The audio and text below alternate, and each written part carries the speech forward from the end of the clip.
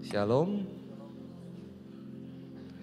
Haleluya, kita sudah berada di bulan yang ke-8, bulan Agustus, berada di minggu yang kedua. Di sepanjang bulan ini saudara, kita membahas tentang mengembangkan hidup yang berguna. Dan di minggu yang kedua kita akan bicara banyak tentang tema yaitu suka menolong sesama. Di slide saya lupa tulis ayatnya. Perikop pembacaan firman Tuhan hari ini terambil dari Injil Lukas pasal yang ke-10 ayat 25 sampai ayat yang ke-37. Multimedia bantu saya. Injil Lukas pasal yang ke-10 ayat 25 sampai ayat ke-37. Saya akan baca ayat 25. Saya rindu Bapak Ibu Saudara jemaat Tuhan baca ayat 26, seterusnya kita baca secara ganti-gantian. Amin. Amin. Haleluya. Lukas pasal yang ke-10 ayat yang ke-25 perikopnya berjudul orang Samaria yang murah hati ayat 25. Pada satu kali berdirilah seorang ahli Taurat untuk mencobai Yesus, katanya, "Guru, apa yang harus aku perbuat untuk memperoleh hidup yang kekal?" Ayat 26.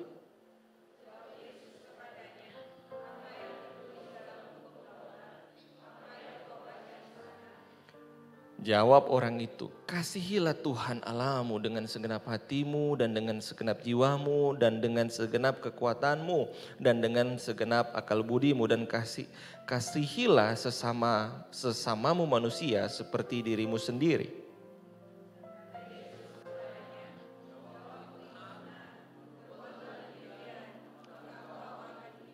Tetapi untuk membenarkan dirinya, orang itu berkata kepada Yesus, "Dan siapakah sesamaku manusia?"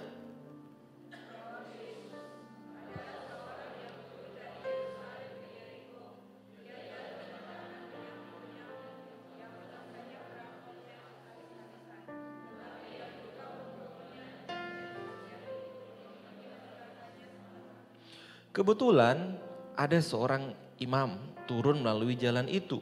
Ia melihat orang itu tetapi ia melewatinya dari seberang jalan.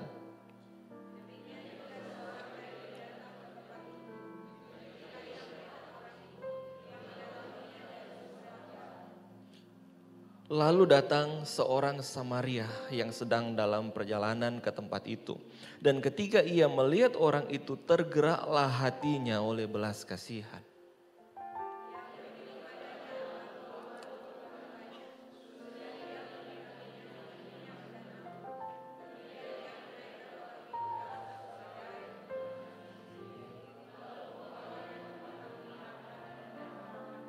Keesokan harinya ia menyerahkan 2 dinar kepada pemilik penginapan itu, katanya, "Rawatlah dia, dan jika kau belanjakan lebih dari ini, aku akan menggantinya waktu aku kembali."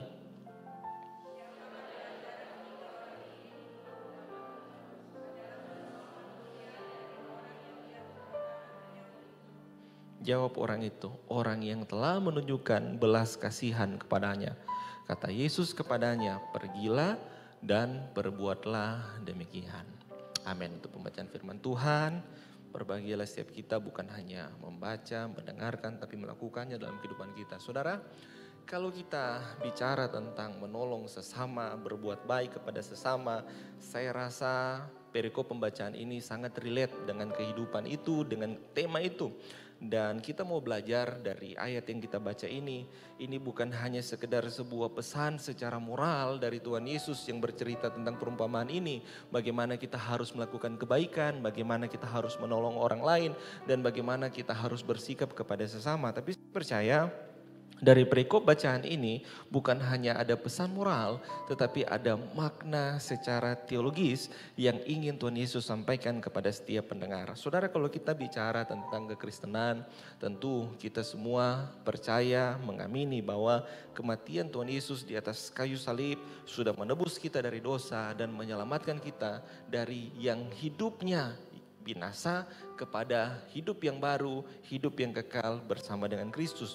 Makanya salib punya 2 makna, saudara. Salib itu secara vertikal bicara tentang kasih kepada Allah, dan secara horizontal bicara tentang kasih kepada sesama. Keduanya harus berjalan beriringan. Kasih kepada Tuhan harus dinyatakan dengan kasih kepada sesama.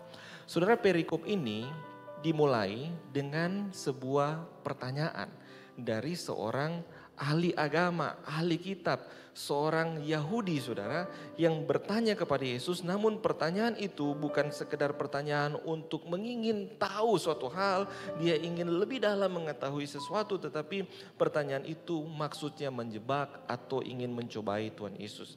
Ayat 25 dimulai begini, pada satu kali berdirilah seorang ahli Taurat untuk mencobai Tuhan Yesus. Jadi perikop yang Tuhan Yesus ceritakan ini untuk menjawab pertanyaan dari ahli Taurat ini. Saudara, khotbah saya sore hari ini saya akan bagi menjadi 3 part.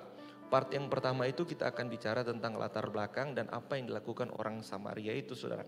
Dan untuk menjawab pertanyaan itu Tuhan Yesus kemudian menjawabnya dengan sebuah pertanyaan. Apa yang tertulis di dalam hukum Taurat? Apa yang kau baca di sana?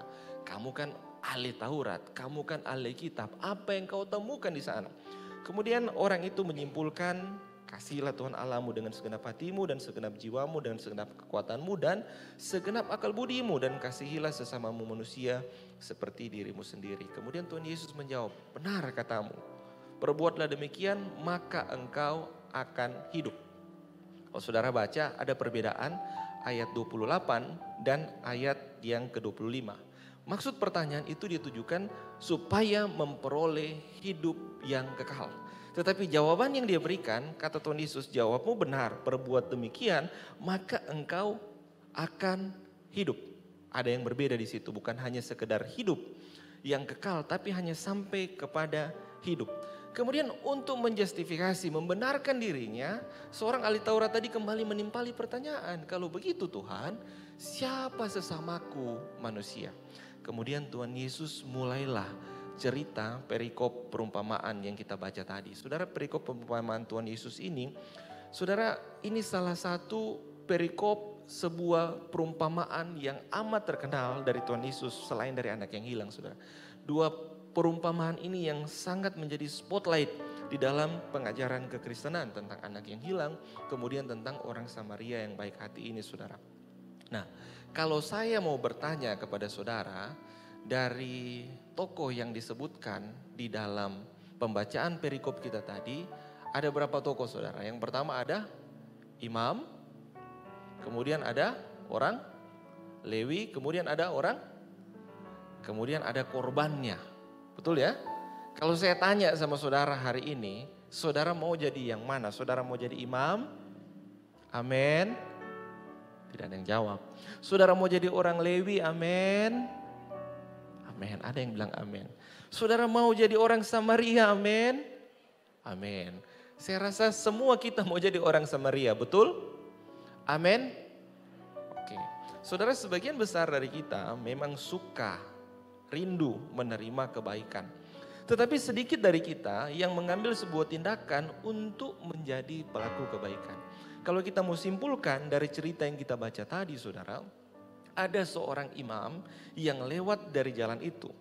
Kemudian ketika imam itu lewat, dia turun melalui jalan itu, dia lihat orang itu tetapi ia melewatinya dari seberang jalan. Saudara perlu mengetahui begini, Yerusalem dan Yeriko ini kurang lebih jaraknya 30 km. Tempatnya berliku-liku, gunung-gunung yang tinggi, jalannya penuh dengan bebatuan. Itu jalan yang sepi sekali. Dan di tebing-tebing yang tinggi, yang curam itu saudara seringkali bersembunyilah para perampok-perampok, perompak-perompak. Dan ketika Tuhan Yesus mengangkat perumpamaan ini, orang yang mendengar pada waktu itu mengerti soal kondisi jalan dari Yerusalem untuk turun ke Yeriko itu. Kenapa mereka mengerti? Karena memang faktanya itu yang terjadi pada saat itu. Dan ketika Tuhan Yesus bicara, ada seorang lewat di sana, kemudian dia dirampok habis-habisan. Berdarah-darah hampir mati, dan orang itu memang tidak bisa ditolong karena memang kenyataannya pada saat itu tidak ada orang yang bermukim di tempat itu. Sehingga ketika imam lewat, imam lihat dari sebelah jalan dan dia tidak menolong orang itu. Mungkin sebagian dari kita berkata, jahat betul ini imam. Masa dia mau pergi pelayanan, ada orang terluka, kemudian dia tidak tolong. Kalau saudara orang seperti imam ini mau pergi pelayanan di bait Allah, ada orang yang sedang terluka, hampir mati, saudara tolong atau tidak? Saudara tolong atau tidak? Saudara tolong? Haleluya. Saudara mengerti konteksnya begini. Imam, untuk menjadi seorang imam itu tidak mudah. Mereka perlu ditabiskan terlebih dahulu. Kemudian setelah ditabiskan mereka antri. Ada banyak tempat saudara tapi sedikit sekali peluang untuk mereka bisa pelayanan. Ketika imam ini sudah ditabiskan, dia dapat tempat pelayanan yang dia tuju. Kemudian ketika dalam perjalanan ada orang yang hampir mati berdarah-darah. Persoalan, kalau dia tolong, dia pegang, darahnya kena orang ini, kemudian orang ini mati, dia jadi najis. Dia tidak bisa masuk ke bait Allah. Dia tidak bisa melakukan pelayanan sebagai seorang imam. Dia harus menguduskan lagi dirinya. Nah ini persoalan, dia tidak tolong saudara. Nah kemudian lewat yang berikut saudara. Berikut itu orang Lewi. Orang Lewi ini orang-orang yang bekerja di bait Allah. Sepanjang hari akan ada ibadah peribadatan di rumah bait Allah. Orang Lewi ini yang mengurus bait Allah. Supaya segala perkakasnya siap, keadaan bersih dan siap digunakan untuk ibadah. Dan dia juga seorang pelayan Tuhan. Ketika dia akan melayani, pergi ke dalam pelayanan, dia melihat orang itu dari seberang jalan. Tetapi perikop yang kita baca tadi, dia pun tidak menolong karena ada tugas yang menanti di sana. Kalau saudara mau datang pelayanan, mau singer, mau main musik, kemudian di jalan itu tidak ada orang lain, cuman saudara. Ada orang yang tergeletak berdarah hampir mati. Saya mau tanya, yang di mimbar ini, kamu tolong kah tidak? Tolong, haleluya, puji Tuhan. Nah, kemudian kita lihat yang terakhir. Ini orang Lewi saudara. Dia tidak tolong saudara. Tapi kalau yang di mimbar ini tolong ya. Tolong ya. Kalau oma-oma yang tergeletak di situ ditolong. Tolong. Kalau janda, tolong. Haleluya. Sekarang kita lihat orang Samaria. Ketika orang Samaria lewat di situ saudara. Dia lihat orang itu, menarik kata-kata yang dipakai. Tergeraklah hatinya oleh belas kasihan. Nah, ketika dia lihat saudara, dia langsung gercep untuk tolong. Nah, kurang lebih saya merangkum ada 7 hal yang orang Samaria ini lakukan untuk menolong orang yang terluka tadi saudara. Saudara, tadi saya tanya semua jawab mau jadi seperti orang Samaria, amin? Oh ya? Kita cross check dari 7 ini, kira-kira masih sama tidak? Yang pertama, orang Samaria itu membersihkan lukanya dengan anggur. Perikop yang kita baca tadi menyebutkan orang ini dipukul habis-habisan, berdarah-darah, telanjang, hampir mati. Dalam keadaan itu orang Samaria ini, dia apa yang dia lakukan? Dia pakai anggur yang dia bawa untuk bersihkan luka. Pada zaman itu anggur itu ada tingkat alkoholnya di dalam saudara. Diharapkan alkohol yang ada dalam anggur itu membunuh bakteri supaya lukanya tidak infeksi. Makanya dia siram pakai anggur. Kalau saudara jadi orang Samaria, saudara mau bersihkan luka orang ini pakai anggur? Amin. Saudara bawa anggur kah? Ada yang mau bawa anggur? Mungkin itu orang Samaria saudara ya. Kalau kemana-mana dia bawa anggur, jangan susun. Dia mungkin mau cari orang yang terluka, mau siram, balut lukanya. Kemudian apa yang dia lakukan? Ternyata bukan cuma anggur dia bawa. Dia punya minyak di tangannya. Ini pasti saudara bukan minyak tanah, Pertamax atau minyak yang lain. Saya percaya mungkin ini minyak zaitun. Karena minyak zaitun itu berguna untuk menyembuhkan luka. Jadi bukan hanya dia balut lukanya juga dia oles. Dia bersihkan. Kalau dia oles saudara, kira-kira dia oles dengan hati-hati? Pasti dengan hati-hati. Tidak mungkin dia bilang makanya jangan jalan sendiri. Tidak mungkin saudara, sambil dia kuletus sedikit itu luka. Tidak. Pasti dia oles dengan hati-hati. Kemudian tidak hanya sampai di situ saudara. Dia balut lukanya. Dia bersihkan dengan alkohol, dia oles dengan minyak, dia ambil kain. Dia ikat lukanya di mana? Di kepala dia balut, di lengan dia balut, di badan dia balut, kaki dia balut. Itu yang dilakukan orang Samaria yang baik hati ini. Sudah berapa saudara? Sudah 3, 4. Apa yang dilakukan? Dia menaikkan orang tersebut di atas keledainya sendiri, keledai tunggangannya sendiri. Alat transportasi waktu itu saudara bukan kuda, kereta, tapi yang umum lazim pada waktu itu adalah keledai. Mungkin sekarang mobil. Saudara kalau saudara ke gereja, mau pi ibadah, saudara mau pi pelayanan, Tidak ada orang lain lewat di jalan itu. Saudara naik oto ini, ternyata ada orang cilaka. Cuma saudara dan dia di situ. Kemudian saudara lihat dia luka-luka parah. Saudara akan angkat bawa di mobil, kasih masuk di oto bawa pergi rumah sakit. Amin. Saudara akan taruh di mobil, saudara akan muat di oto. Amin. Betul? Kayaknya yang bilang amin, yang bilang betul, saya percaya mungkin belum ada oto dia. Saudara, kalau saudara ada oto, bapak-bapak, oto pertama. Cicil mahal-mahal, kumpul doi mahal-mahal, baru habis cuci. Ada orang cilaka berdarah-darah. Pergumulan buat orang mau muat atau tidak. Sangkan mai tua mungkin masuk orang suruh, lepas itu sandal. Oto baru cuci. Nah ini orang yang berdarah-darah. Nah saudara, suaranya makin lemah tadi yang mau jadi orang Samaria. Dia kasih naik di oto. Dia bawa kemana saudara? Dia bawa kemana? Dia bawa ke Aston. Di sebelah. Paling dekat toh, dia bawa ke Aston. Dia titip di situ. Saudara, kemudian ketika dia titip di Aston, dia masih tinggal 1 malam di sana. Dia tinggal 1 malam di sana. Dia kembali untuk merawat orang itu semalaman. Dia jaga cek, om masih hidup kah om? Dia ambil makanan, dia suap mungkin. Dia rawat sepanjang malam. Besok pagi ketika dia akan pergi, apa yang dia lakukan? Dia titip uang 2 dinar. Kemudian dia bilang sama penjaga penginapan, belanjakan ini untuk merawat orang ini. Kalau itu kurang, saya akan balik dan saya akan ganti. Nah ini yang orang Samaria ini lakukan. Saudara masih mau jadi orang Samaria, amin? Amin. Nah kita mau lihat sekarang begini, part 2-nya.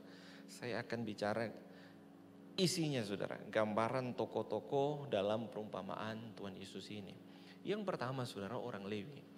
Saudara, orang Lewi di sini ketika Tuhan Yesus bercerita, di sini imam ya, imam bait Allah, tertukar itu slide-nya, imam bait Allah.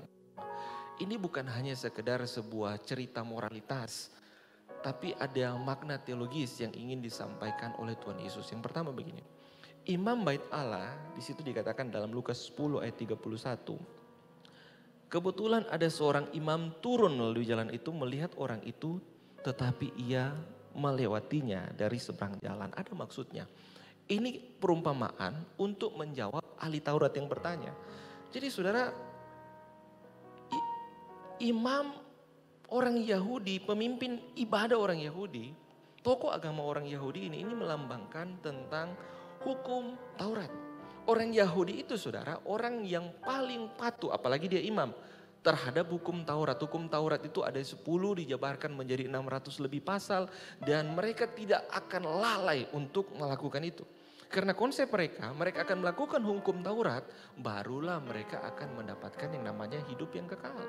Itu konsep orang Yahudi pada saat itu. Jadi orang Yahudi di sini, imam bait Allah menggambarkan tentang hukum Taurat. Tentang hukum yang memerdekakan mereka menurut mereka. Kemudian yang berikut ada orang Lewi. Orang Lewi ini pelayan Tuhan. Bekerja di bait Allah, mempersiapkan segala sesuatu untuk bait Allah. Ini bicara tentang kehidupan pelayanan, ini bicara tentang kehidupan peribadatan kita. Apa yang kita lakukan di gereja ini, kita beribadah. Saudara, banyak orang berpikir, termasuk ahli Taurat, orang Yahudi yang bertanya pada Yesus pada saat itu. Kalau saya tidak lalai melakukan hukum Taurat, kalau saya tidak lalai menjalankan ritual agamawi saya pasti selamat. Itu pikiran dia. Kemudian yang ketiga, siapa orang Samaria yang baik hati ini? Saudara, orang Samaria yang baik hati ini menggambarkan tentang pribadi Tuhan Yesus. Orang Samaria yang baik hati ini secara metafora mau menggambarkan dari cerita ini, inilah pribadi Tuhan Yesus. Mengapa saya katakan demikian? Kalau saudara lihat frasa di situ berkata, ada seorang yang turun dari Yerusalem ke Yeriko. Saudara, turun dari Yerusalem ke Yeriko. Saudara, konteks Palestina pada zaman itu, Yerusalem itu kota yang kudus. Yerusalem itu tempat bait Allah bersemayam, tempat Allah bersemayam. Tapi konotasi Yeriko itu kota yang dikutuk. Ada banyak orang-orang melakukan kejahatan ke sana. Ini menggambarkan tentang dunia yang sudah terkutuk oleh dosa. Dan ketika dalam perumpamaan ini bercerita tentang ada seorang yang turun dari Yerusalem, tempat yang kudus kepada tempat yang terkutuk. Ini bicara tentang pribadi Allah. Ini bicara tentang Yesus Kristus Tuhan. Dan saudara, kalau saudara lihat dalam ayat yang kita baca tadi, ketika orang Samaria ini menolong orang itu, ketika dia mau mulai melakukan tindakan pertolongan, apa yang menggerakkan dia, saudara? Tergeraklah hatinya oleh belas kasihan. Saudara buka Alkitab saudara, Alkitab elektronik, ada tombol searching di atas. Saudara ketik di situ, tergeraklah hatinya oleh belas kasihan. Saudara akan menemukan ayat itu, frasa itu tidak akan ada kaitan dengan pribadi-pribadi lain di dalam toko Alkitab selain daripada pribadi Tuhan Yesus. Saudara, frasa tergeraklah hatinya oleh belas kasihan, saudara tidak akan ketemukan frasa itu. Bicara tentang Daud, tentang Musa, siapapun itu selain dari pribadi Yesus. Dan itulah ketika Tuhan Yesus menceritakan perumpamaan ini, itu berbicara tentang bagaimana dia datang kepada dunia yang berdosa untuk menolong setiap mereka yang hampir mati, dirampok, terluka, dan telanjang. Sekarang saya rasa saudara bisa tebak kemana alurnya, siapa korbannya, siapa yang telanjang di situ, yang dirampok habis-habisan di situ, siapa yang sedang tergeletak hampir mati di situ. Itu saya, itu saudara. Susah editnya ini saudara. Tapi ganti fotonya, taruh fotonya saudara di situ. Lucu memang. Tapi kalau saudara renungkan baik-baik begini, orang yang dirampok habis-habisan itu, itulah kita sebenarnya. Kita yang tergeletak itu. Ketika Tuhan Yesus turun ke situ, tidak ada alasan lain, tergerak hatinya oleh belas kasihan. Frasa yang sama. Karena begitu besar kasih Allah akan dunia ini. Frasa yang sama yang mendorong dia untuk tadi saudara. Kita kembali ke 7 hal yang dia lakukan. Apa yang dia lakukan? 1 tadi. Membersihkan luka dengan anggur. Alkitab bilang apa saudara minggu yang lalu? Oleh bilur-bilurnya kita disembuhkan. Anggur bicara tentang darahnya yang sudah dia curahkan. Menyembuhkan kita dari apa? Bukan hanya sakit penyakit kita secara jasmani. Tetapi lebih kepada dosa. Kemudian apa yang dia lakukan saudara? Mengoleskan minyak kepada luka. Saudara sudah ditebus, diselamatkan oleh darahnya. Roh Kudus memeteraikan kehidupanmu. Minyak melambangkan Roh Kudus. Kemudian membalut luka-lukamu. Setiap keterikatanmu, setiap luka-luka masa lalumu, Tuhan balut menjadikan engkau pribadi yang baru. Supaya kau sembuh dengan sempurna. Kemudian apa saudara? Dia menempatkan engkau di atas keledai tunggangannya sendiri. Artinya apa? Tuhan Yesus pun turut menanggung beban kita. Dia tidak pernah tinggalkan kita sendiri. Dia turut pikul setiap bebanmu. Ketika engkau kepayahan, ketika engkau tidak mampu lagi berjalan. Dia menggendong bahkan engkau. Sampai putih rambutmu, sampai masa tuamu aku tetap sama, aku tetap dia. Aku akan menggendong engkau. Apalagi saudara membawanya ke sebuah penginapan. Ini menarik. Ayat ini secara future mau bercerita tentang sebuah tempat. Di mana orang-orang yang diselamatkan, yang tadinya ditemukan telanjang hampir mati, dibawa ke sebuah tempat penginapan. Ini bicara tentang gereja saudara. Tentang bait Allah, tentang rumah Tuhan. Kenapa kita dibawa di gereja? Gereja itu tempat orang-orang yang dirampok habis-habisan. Orang yang sedang terluka parah, orang yang sedang kepayahan, orang yang sedang hilang arah. Siapa yang merampok di sini saudara? Siapa yang merampok? Saudara mungkin spontan akan jawab iblis. Betul juga saudara, tidak salah. Tapi tidak selalu iblis jadi kambing hitamnya. Setiap orang seringkali dicobai oleh keinginannya sendiri. Seringkali keinginan kita lah yang membawa kita jatuh dalam dosa. Kita tidak punya pengendalian diri, kita tidak mampu menahan ego kita. Kita jatuh justru dalam berbagai-bagai hawa nafsu. Satu kali iblis datang sama Tuhan. Tuhan, ada waktu kah? Kenapa iblis? Mau konseling. Ada masalah kah? Ada Tuhan. Datanglah iblis sama Tuhan bilang, Tuhan, Saya punya masalah ini manusia. Masalahnya manusia zaman sekarang sudah ambil saya punya pekerjaan. Kenapa begitu? Dorang yang korupsi. Dorang yang makan itu uang. Uangnya tidak dibagi dengan saya. Tapi apa dorang bilang? Pekerjaan iblis. Coba lihat Tuhan ya. Dorang yang pi bahugel Tuhan. Dorang yang pergi buku suruh di oyo-oyo. Dorang yang baku janji di tempat gelap-gelap. Saya tidak tahu apa dong bikin di situ. Tapi setelah dapat tangkap, viral, dorang bilang pekerjaan iblis.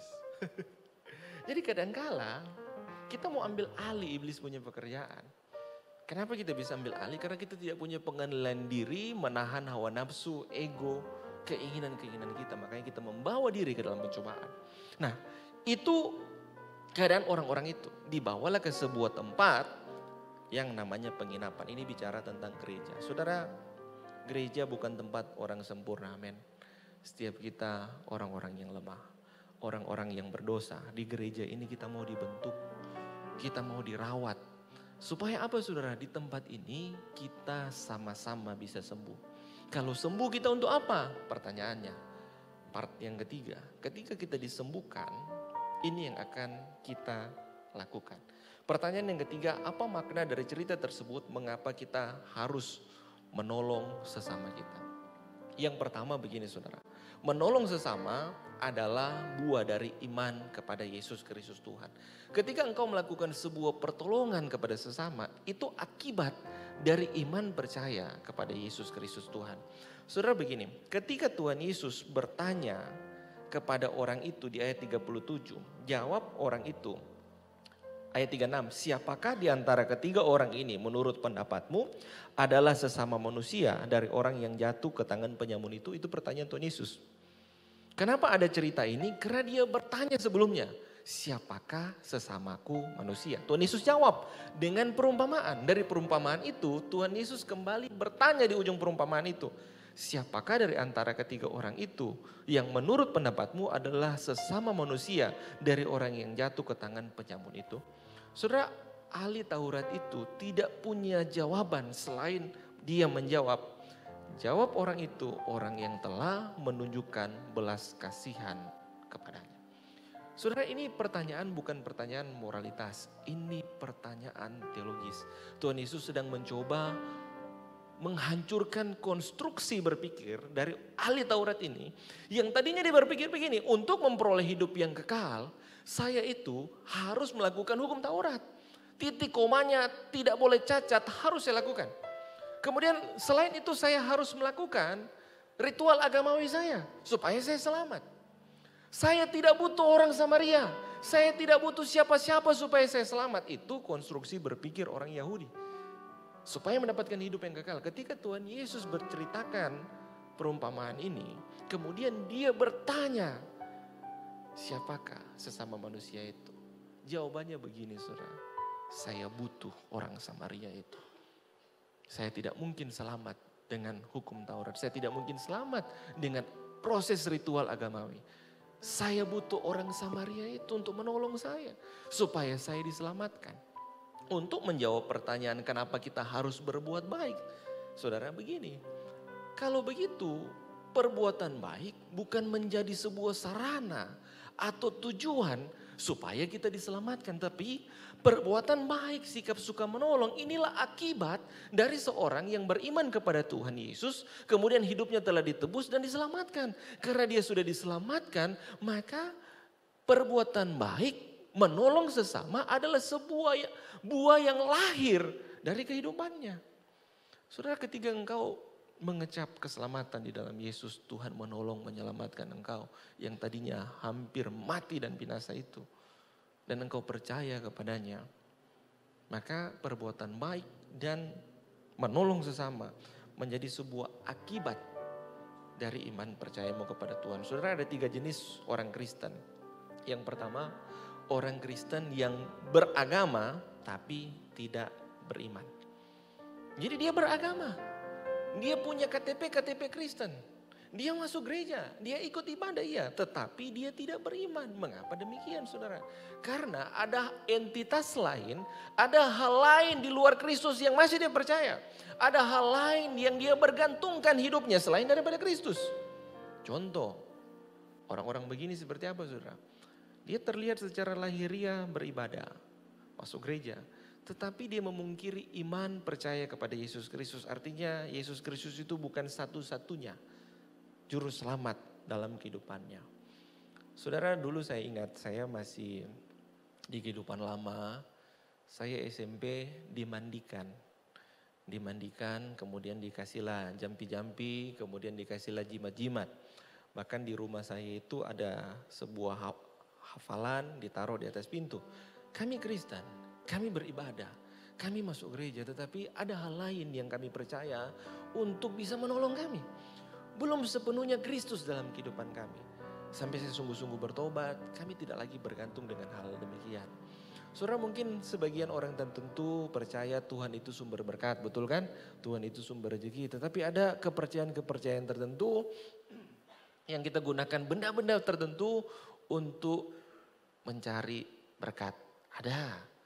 Bahkan yang mungkin sangat umum ya di tengah masyarakat, saya jaga dengar kalau orang bawa foto di gereja sini. Kak, jangan bawa foto 3 orang. Nanti yang di tengah, innalillahi. Yang bawa foto yang mati itu yang di tengah. Orang masih percaya yang begitu saudara. Kadang-kadang orang masih percaya. Kalau saudara rasa BAB, saudara ambil batu berapa? 3. Kalau itu barang 3 batu bisa menyelesaikan persoalan, orang tumpah batu 3 trek di muka. Tidak usah bikin WC, tidak usah. Sudah banyak orang-orang yang hanya sebatas beragama, tapi tidak sungguh-sungguh beriman. Dan itu bukan kita, amin. Bukan? Oke, amin. Kemudian kedua, orang Kristen kedua itu dia bertobat. Tetapi tidak berbuah. Ada orang dia bertobat, sungguh-sungguh dia bertobat. Kalau dulu dia tukang mabuk, dia berhenti mabuk. Kalau dulu dia pencuri, dia berhenti pencuri. Tetapi karena dia tidak berbuah, dia hanya sampai pada begini. Saya tahun 1990, Tuhan tangkap. Saya pencuri, berhenti jadi pencuri. Dia pindah Komsel, ada tempat lain, orang mau makan, dia kesaksian. Saya 1990 pencuri, saya berhenti pencuri, saya masuk Kristen. Itu terus dia punya cerita saudara. Sampai satu kali dia baru mau angkat cerita. Saya orang sambung 1990. Itu cerita lama yang dia ulang-ulang. Karena kenapa? Tidak ada buah pertobatan yang lahir dari kehidupannya. Ini orang Kristen tipe kedua yang terakhir itu yang saya mainkan gitu semua. Orang Kristen beriman, bertumbuh dan berbuah. Bilang dulu kiri kananmu, kamu orang Kristen tipe ketiga. Nah, sekarang begini, bagaimana supaya kita berbuah? Sederhananya begini saudara. Kalau saudara mau berbuah, saudara harus melekat dengan pokok anggur itu. Saudara harus melekat dengan pokok anggur. Saudara harus tertempel dengan pokok anggur itu. Saudara, kita ini hanya dicangkokkan. Tapi even kita dicangkokkan, kalau kita melekat dengan dia, erat dengan dia, saudara, buah itu hasil yang secara otomatis terjadi. Ketika akar menyerap sari-sari makanan, proses fotosintesis mengirim kepada daun, kepada batang, kemudian pasti secara otomatis buah akan lahir. Makanya orang Kristen yang sungguh-sungguh, saya percaya, dia tidak akan biking kalau berbuat baik. Tapi karena spontanitas, menjadi sebuah identitas yang melekat, jadi jati diri yang melekat, jadi karakter yang hidup dalam dirinya. Ketika dia lihat orang susah, dia lihat orang yang melarat, orang yang membutuhkan, pasti dia bantu. Makanya Pendeta Bill Graham bilang begini, orang yang bertobat, dia bukan cuma buka hati untuk Yesus, tapi juga dia mau buka dompet untuk Yesus. Itu luar biasa saudara. Tadi pagi Kak Sewang singgung luar biasa begini. Kalau kita Tuhan berkati, kita tidak akan nyaman dengan berkat itu kita gunakan lebih besar untuk kepentingan pribadi daripada untuk mendukung pekabaran Injil dan pelayanan. Orang yang sungguh-sungguh dalam Tuhan bukan soal nominal, bukan.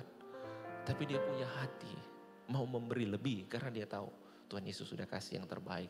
Tuhan Yesus sudah selamatkan lebih dulu. Itu yang pertama saudara. Kenapa kita bisa berbuat baik, menolong sesama? Karena itu adalah buah dari iman kepada Yesus Kristus Tuhan. Yang kedua, yang terakhir.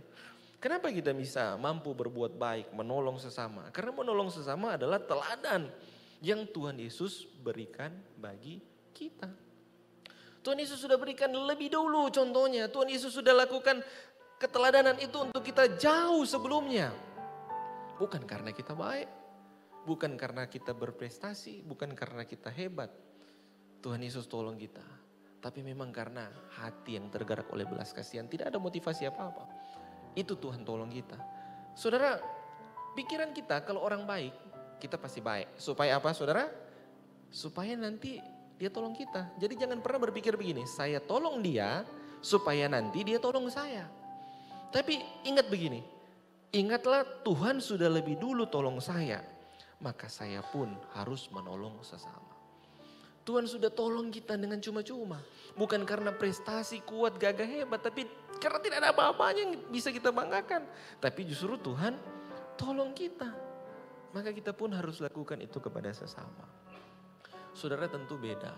Kalau kita sudah mengecap kebaikan Tuhan, kita mengalami kebaikan Tuhan, kita pun akan mampu, akan malu kalau tidak membalas kebaikan Tuhan. Saya kenal Chandra ya. Chan, walaupun orang dua baru kenal Chan. Seandainya jam 2 malam saya telepon kau. Chan, Kak Joy ini di wali kota Picaban. Bisa kau datang bawa dongkrak gantiakan ini bola oto? Jujur. Tiba-tiba dia kasih mati HP-nya. Pagi besok dia jawab, sorry kak, habis pakai data aku tadi malam. Tapi coba saya ganti pertanyaannya. Orang dua baku kenal. Dalam hidupmu, tiba-tiba saya kasih kau Alphard. Paling baru, harga hampir 2 miliar. Pokoknya 0 kilometer, STNK BPKB atas namamu. Saya kasih cuma-cuma.